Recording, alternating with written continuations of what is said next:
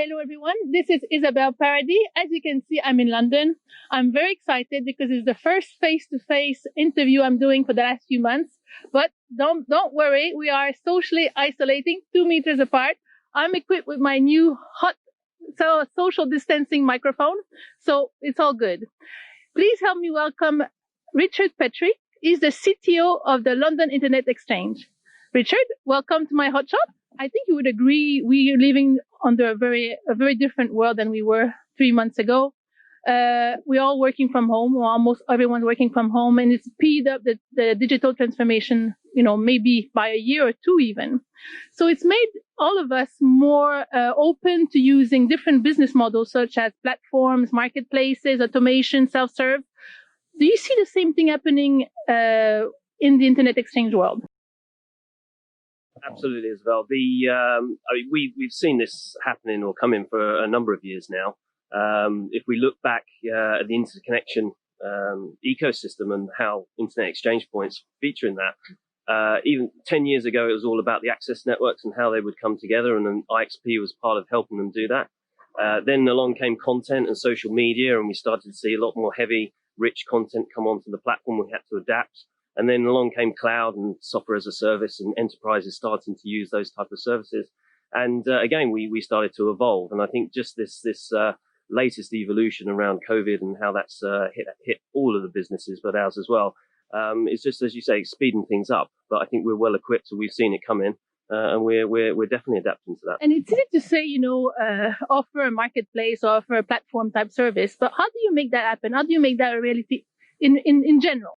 Well, I mean, it's something you've got to work at. I mean, it doesn't happen overnight. And I think the reason why we've adapted to the current situation so well it's been part of our strategy for a number of years. So if you think about the platform, an IXP is a peering platform, and we set out a few years ago to make it much more of a multi-service platform around digitizing it, enriching our portfolio. And I think that really, that strategic decision is something that all companies need to embark on. So, and it's not just about technology and the digital evolution. It's about work practices.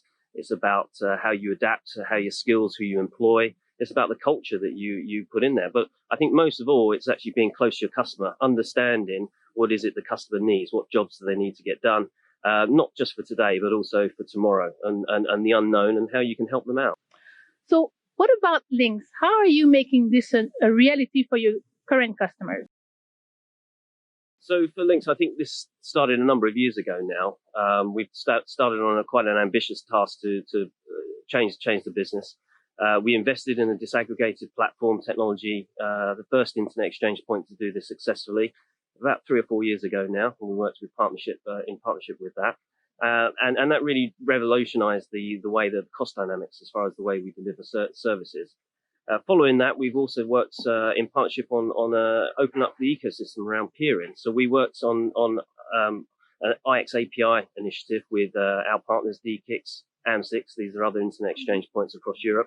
Also with a data center partner in Interxion and Epsilon. And what we set out was to come up with a industry standard schema, API schema that could be adopted and used. And that's very much an open way. And we see that opening up the ecosystem for everybody to participate and making it digital and easy is the way forward for us.